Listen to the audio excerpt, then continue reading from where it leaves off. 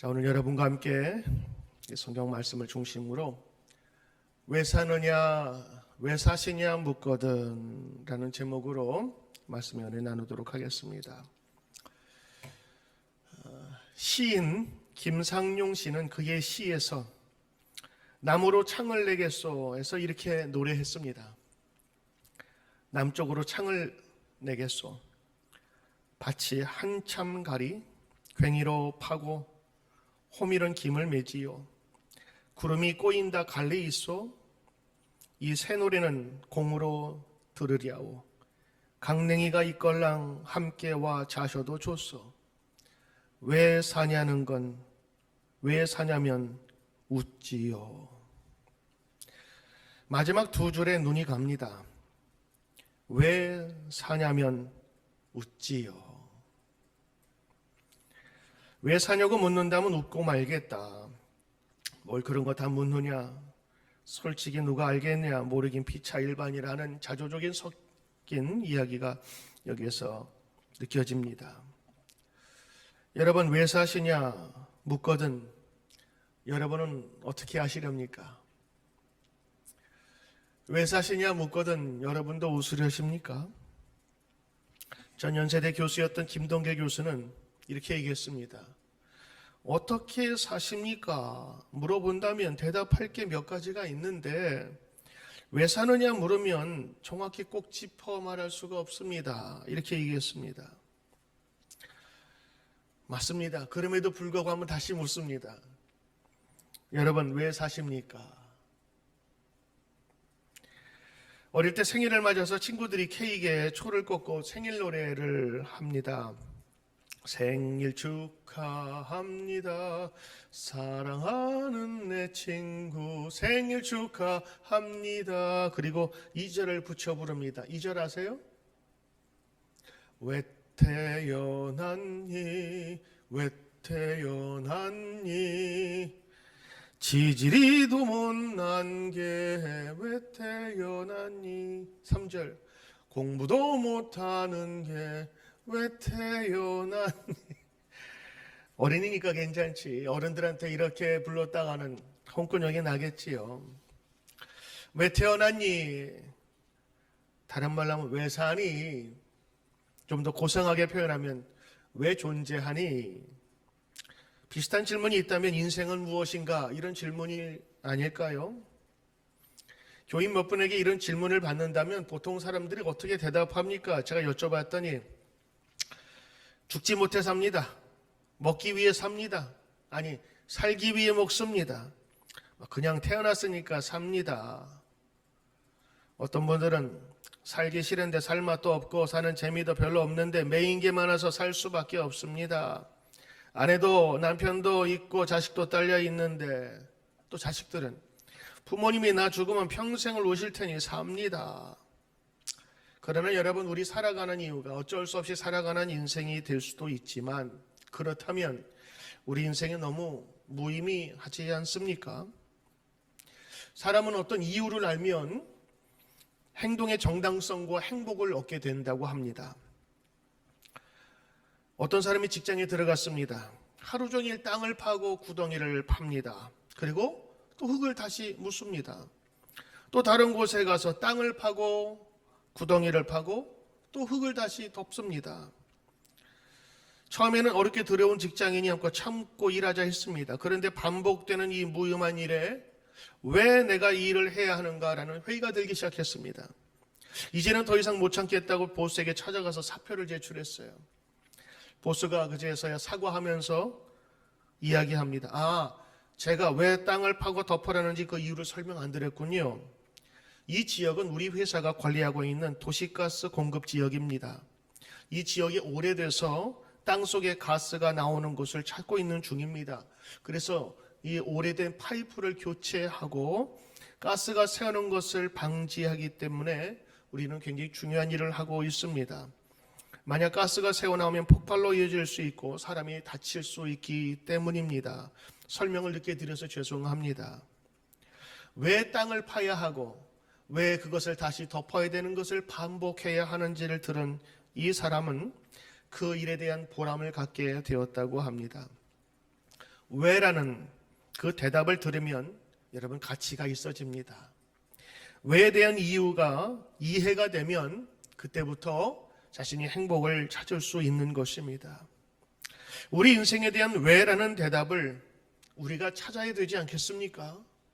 그것을 찾으면 우리는 가치 있어질 수 있는 것입니다. 학교의 선생님이셨던 분의 이야기입니다. 제가 학교에 있을 때 종교과 수업 시간을 이용해서 왜 사느냐고 물으면 주제로 학생들에게 연구 발표를 시킨 적이 있습니다. 많은 학생들이 이 물음에 대해서 무언가를 하기 위해서라고 대답을 했습니다. 대학 가기 위해서, 성공하기 위해서, 돈 벌기 위해서, 이런저런 것을 이루기 위해서라는 답이 전부였습니다. 그래서 제가 이런 말을 해주었습니다. 대학 가기 위해 산다는 학생은 대학 가면 죽어야겠네요.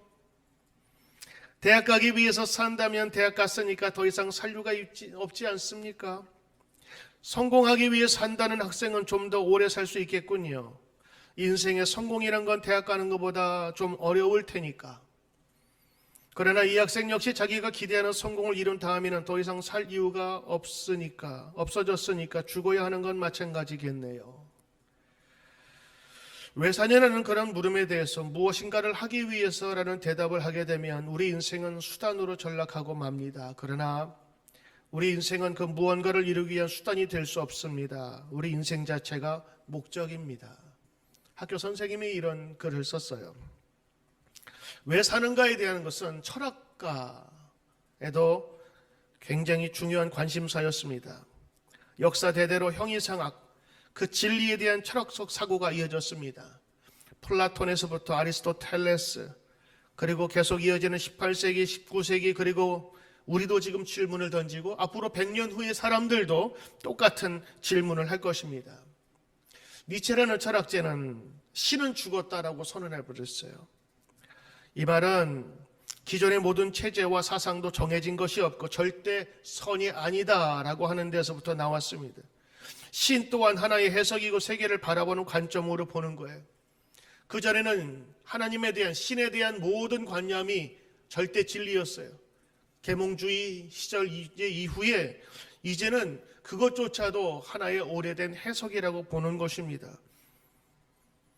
그리고 과거, 종교와 같은 과거의 해석들을 미신으로 몰아붙이면서 스스로 절대하고 있는 과학도 또 하나의 해석이요 패러다임이라고, 결국에는 그 해석은 몰락하고 만다. 그래서 의미도 목표도 없는 그냥 존재하는 그대로의 실존, 영혼으로 회귀하는 것, 그것이 허무주의 가장 극단적인 형식인데 바로 그 삶이 이어질 것이다. 그래서 무의미여 영원하라. 그것을 우리 번역에는 허무라고 되어 있었죠. 니체는 하나님, 신의 존재, 절대 진리가 더 이상 타당하지 않는 것으로 보았습니다. 그리고 그 마지막은 아무것도 없음을 이야기하고 있습니다. 정말 인생이 아무런 의미가 없는 것인가요? 유행가 가사에서 보듯 가수 최희진 씨가 불렀던 그 인생은 나그네 길이었습니다. 인생은 나그네 길, 어디서 왔다가 어디로 가는가. 구름이 흘러가듯 떠돌다 가는 길에 정도 주지 말자, 미련도 두지 말자. 강물처럼 흘러가는 것, 그게 인생이다. 여러분, 교회를 다니면서도 신앙생활을 하는 사람 중에서도 이런 가사가 귀에 쏙 들어오지 않습니까? 나도 잘 모르겠어 라고 하는. 두 번째로 우리가 살펴봐야 될 것이 있다면, 그렇다면 종교의 영역에서는 과연 왜 사는 것에 대한 어떠한 탐구가 있었을까? 왜 사는가에 대한 여러 가지 자료를 조사하다 보니까 인터넷에 법륜 스님이라는 강자가 눈에 띄었습니다. 한국에서 꽤 유명한 스님입니다. 그 강의에 꽤나 많은 사람이 찾아왔더라고요. 그 제목도 왜 사는가라는 그런 제목이었어요. 눈에 들어오더라고요. 한 30대 여성이 질문을 합니다. 질문은 이러했습니다. 저는 4살 딸아이를 둔 엄마인데요. 둘째 아이 고민을 하고 있는데요. 많은 분들이 하나는 외롭다, 둘은 있어야 되지 않겠느냐 말씀하십니다. 많은 분들이 그렇게 말씀하시는 거 그만한 이유가 있는 것 같은데, 저는 지금 하나만으로도 행복하고 하나 있기 때문에 누릴 수 있는 것들을 만끽하면서 살고 있는데, 그럼에도 불구하고 둘을 낳아야 될지와, 그리고 인간은 왜 존재하는지가 궁금합니다. 그러면서 아주 애띤 30대 여성이 질문을 했어요. 그때 이제 그 질문을 듣고 법륜 스님이 얘기를 합니다. 자기가 애를 하나 낳았다고요? 네. 그러면 인간이 왜 존재하는지 낳아놓고도 몰라요? 거기 있던 방청객들이 확 웃습니다. 모르겠는데요. 20대 학생이 물으면 내가 이해가 되는데, 자기가 애를 낳아놓고 사람이 왜 존재하는지를 몰라? 사람들이 또 확 웃습니다. 자기 같은 사람이 애를 낳아서 존재하는 거지, 자기가 안 낳았으면 존재 안 하지. 내가 존재하기 때문에 왜라는 생각을 일으켜요. 왜라는 생각을 하기 때문에 내가 존재해요. 저는 그냥 있는 것 같으니까 있는데 나도 모르게 여기 있는 것 같습니다. 그러니까 왜 존재하는가라는 생각은 망상에 속합니다. 잘못된 생각이다. 왜? 그것은 존재하기 때문에 왜라는 생각을 할 수 있잖아요. 그렇죠? 그런데 그 왜라는 생각을 가지고 또 왜 존재하느냐 성립 안 하지요?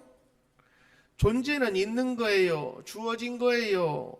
왜 사느냐고 자꾸 이유를 알면서 사는 이런 개념이 아니에요. 왜 사느냐고 자꾸 생각하면 마지막은 자살입니다. 자꾸 왜 살지 자꾸 하면 어디로 간다고요? 살 이유가 안 나오거든요. 왜? 사람들이 사는데 이유가 없기 때문에. 이유가 없으니 이 사람은 뭐 해야 한다? 죽어야 한다. 이런 생각은 죽음으로 가는 생각이다. 그것은 탐구가 아니다. 존재는 이미 주어진 거란 말이다. 이런 말입니다. 이런 사람이 있고 저런 사람이 있는데, 괴로운 사람, 즐겁게 사는 사람 어떻게 살고 싶어요? 여러분, 당신은 어떻게 살고 싶습니까? 그러면서 그 계속적인 질문을 해답으로 이어가고 있습니다. 저는 이 강의에서 두 가지 생각이 들었어요. 첫째, 왜 사는가에 대한 답은 스님도 모르는구나.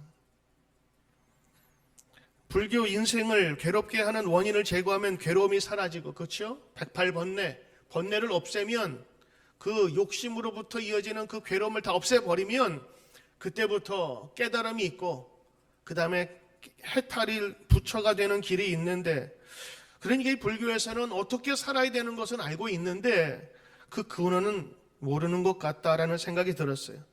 태어났으니까 존재한다라는 것입니다. 여러분, 이 법륜 스님이 그냥 스님이 아니에요. 굉장히 유명한 불교계의 고승이십니다. 이 법륜 스님의 대답이 왜 사는가에 대한 정확하고 실현한 답은 얻지 못했던 것 같아요. 제 생각은 그렇습니다. 그럼 그 답을 어디서 찾으면 될까? 제가 철학, 전통, 종교, 사람들의 일반적인 생각을 다양하게 여러분께 전하는 이유가 뭐라고 생각하세요? 그만큼 왜 사는가에 대한 답을 찾기가 쉽지 않다는 것입니다. 정말 어렵습니다. 그러고도 몰라, 그러고도 모르는 것이 정답입니다. 물론 자기 자신이 살아가야 할 여러 가지 사명을 찾은 사람들도 있습니다. 그런데 여러분, 그것이 성공이건 가족이건 돈이건 건강이든 언젠가는 궁극적이고 영원히 흔들리지 않는 진리에 대한 물음의 때가 반드시 오게 됩니다. 때로는 그것이 죽음 앞에서든 아니면 중요하고 소중한 것을 잃어버릴 때쯤 그것이 얼마나 가치 없다는 것을 우리는 깨닫게 되지요.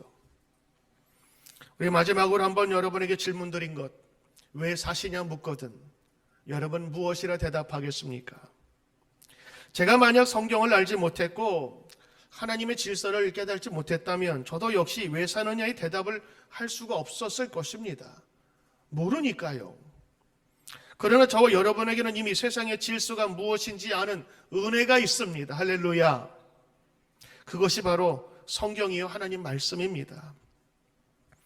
여러분 만약에 초등학교 6학년 학생들에게 미분과 적분, 수학을 가르친다 칩시다. 영어로는 derivative 맞아요? integral, 미분, 적분. 쉬운 건 아니죠. 아무리 고등 수학에 대해서 아무런 설명과 가르침 없이 문제를 풀라고 아이들한테 내놓았다 칩시다.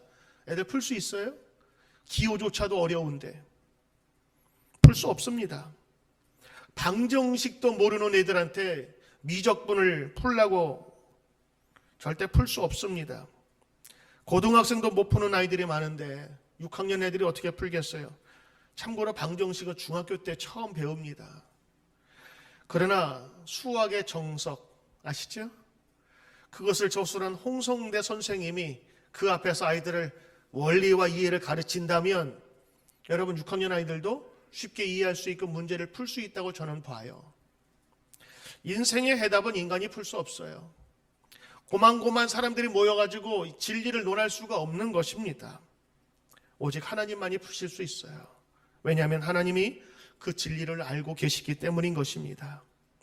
하나님만이 막힌 문을 풀 수 있습니다. 그래서 최고의 지성과 지혜를 가지고 있었다고 하는 그 솔로몬은 그의 말년에 모든 인생의 경험과 지식을 다 축적한 이후에 젊은이들에게 이렇게 충고했습니다.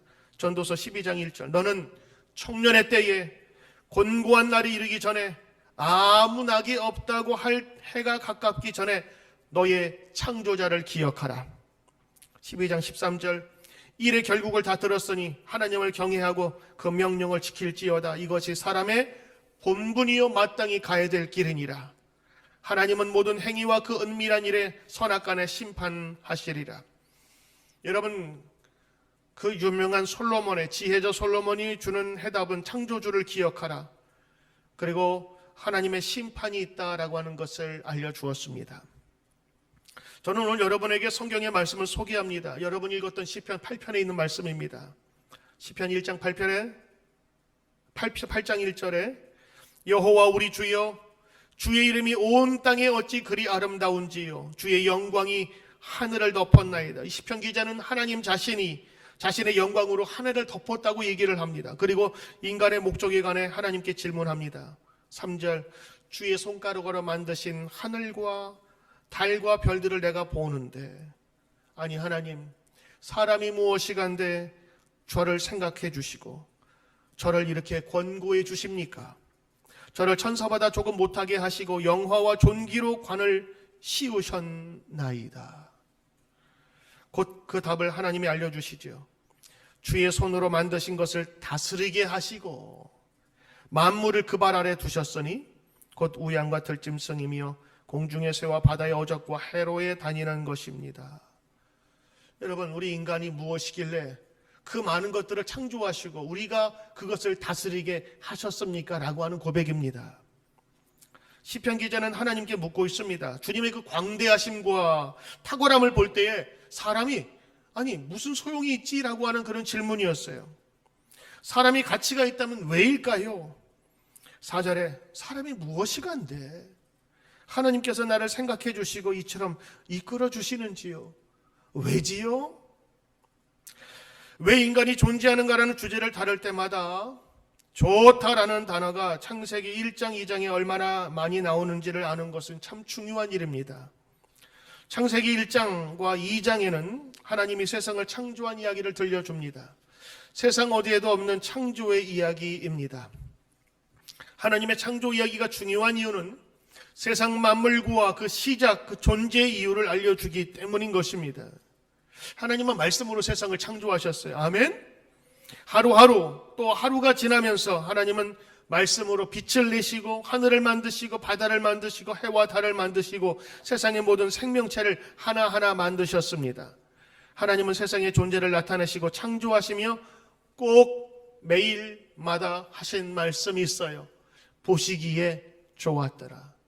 It was good.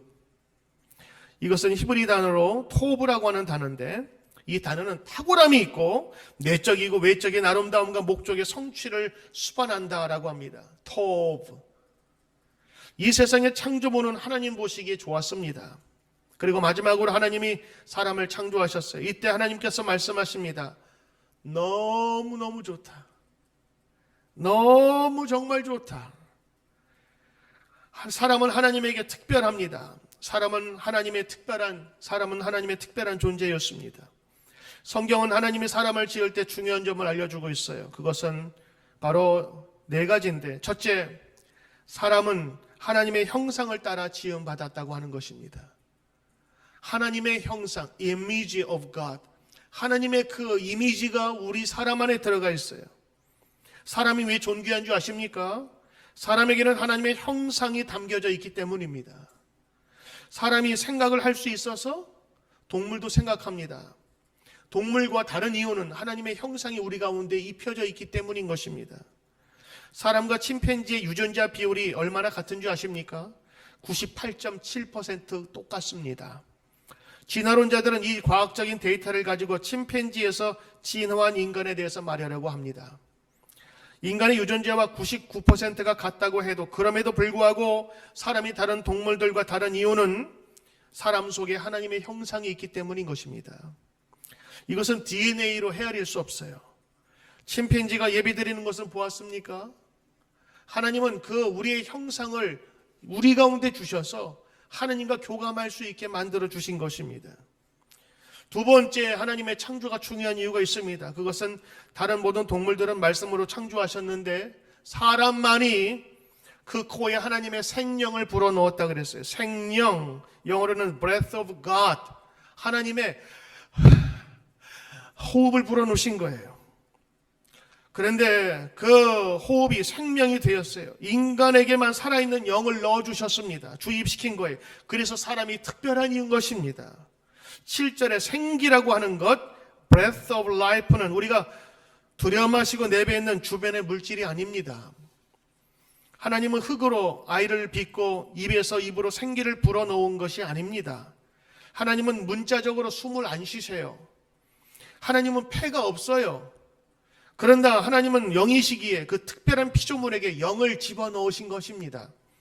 그래서 인간이 특별한 가치를 갖는 거예요.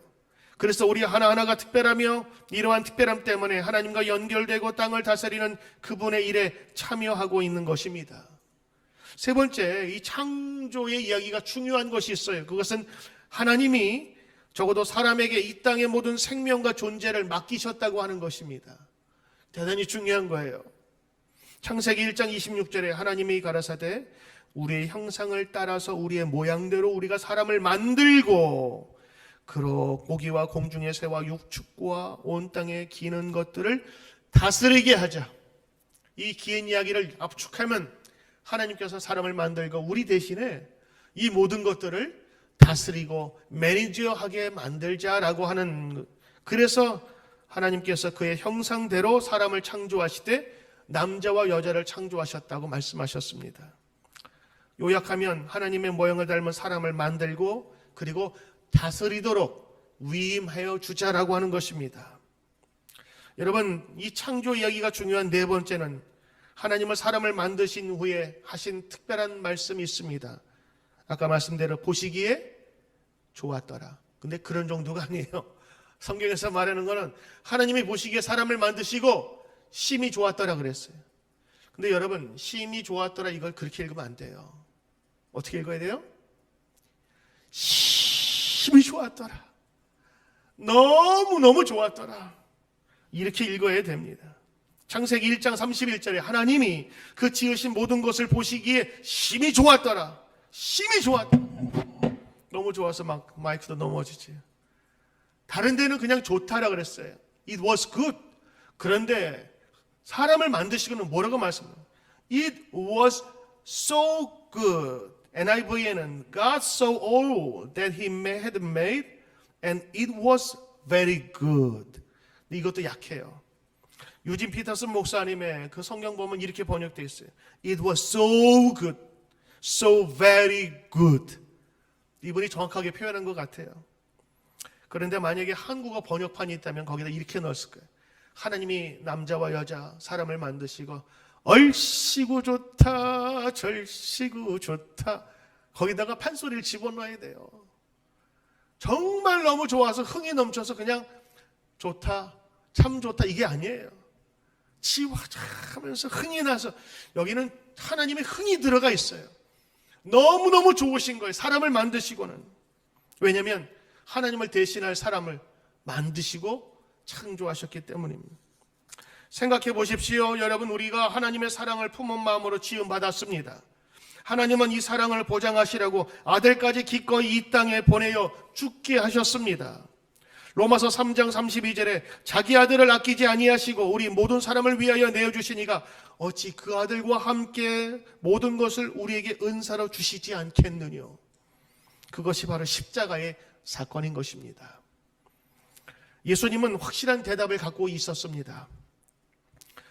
요한복음 12장 44절에 보면 예수님 말씀하시죠. 예수께서 외쳐 가라사대 나를 믿는 자는 나를 믿는 것이 아니요 나를 보내신 이를 믿는 것이며 나를 보는 자는 나를 보내신 이를 보는 것이라. 예수님의 분명한 자기 선언이 있어요. 이분에게는 자기 인생이 무엇이냐라는 그런 고민이 없어요. 내가 이 땅에 온 것은 아버지께서 보내셨다. 나를 본 자는 아버지를 본 것이니라. 내가 지금 여기 있는 그것은 결코 우연이 아니다라고 하는 것입니다. 어떤 상황을 만나든지 하나님께서 나를 그곳으로 보내셨다고 생각하는 순간에 삶을 대하는 우리의 태도는 달라질 것입니다. 예수님의 분명한 자기 선언, 자신을 보내신 이를 알고 선언합니다. 그러므로 그의 인생에는 왜 살아야 되는 고민이 없습니다. 시편의 기자의 질문에 대한 답은 분명합니다. 사람이 무엇이기에 주께서 그를 생각하시며 인자가 무엇이기에 저를 돌보시나이까? 왜 사람이 존재하는가? 사람은 하나님의 지으신 모든 피조물 중에서 그분의 가장 큰 보화이기 때문입니다. 하나님이 사랑을 가지고 만드셨기 때문에 사람은 존재합니다. 여러분, 지금 너무 쉬운 답 같지만 이 답은 성경 외에 찾을 수 없는 아주 유일하고 독특한 것입니다. 왜 사는가? 예수님은 하나님이 보내셨다. 그리고 하나님이 그분의 영광을 높이시려 보내셨다라고 하는 것입니다. 오늘도 여러분, 하나님의 가장 위대한 창조물인 저와 여러분이 하나님의 축복 가운데 이 세상에 보내셔서 하나님의 뜻을 이루게 하시려고, 하나님의 영광을 드러내게 하시려고 이 땅에 보내신 줄 믿습니다. 그것이 우리가 존재하는 이유뿐만 아니라 그 속에서 참된 길을, 참된 행복을, 참된 우리의 목적을 찾을 수 있는 것입니다. 어느 복음성가 가수가 하나님의 은혜라고 하는 곡을 썼어요. 파워포인트 다음 곡을 좀 넘겨주시면. 그 가사가 이렇습니다. 나를 지으신 이가 하나님, 나를 부르신 이가 하나님, 나를 보내신 이도 하나님이요 내가 사는 것은 다 하나님의 뜻이라. 나의 달려갈 길 다 가고 사는 이유 다 알도록 나로 그 십자가 품게 하시니 내가 사는 것은 다 하나님의 은혜라. 이분의 첫 번째 고백이 뭔지 아세요? 나를 지으신 분이 하나님이십니다. 나를 사랑과 그리고 그분의 감동으로 지으신 바로 그분이 하나님이십니다. 이 고백이 십자가의 고백으로 이어지고 있어요. 그래서 이 찬송이 많은 사람에게 찬송이 되고 그리고 고백되어지는 것 같아요. 제가 여러분 좀 가사를 불러서 찬양을 할 텐데 여러분 아시는 분은 함께 좀 따라 하시길 바랍니다.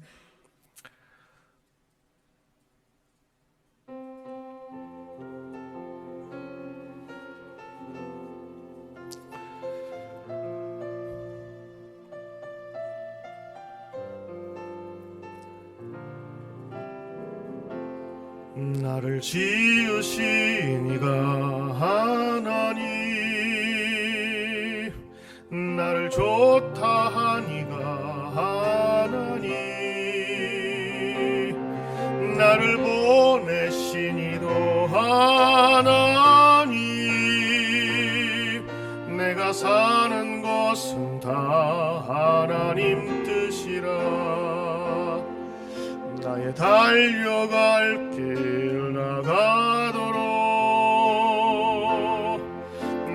사는 이유 다 알도록 나로 그 십자가 품게 하시니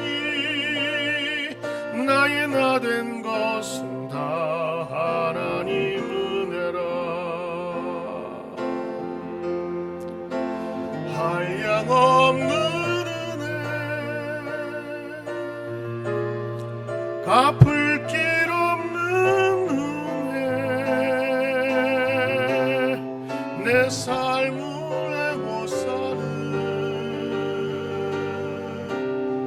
하나님의 은혜 나 주저함 없이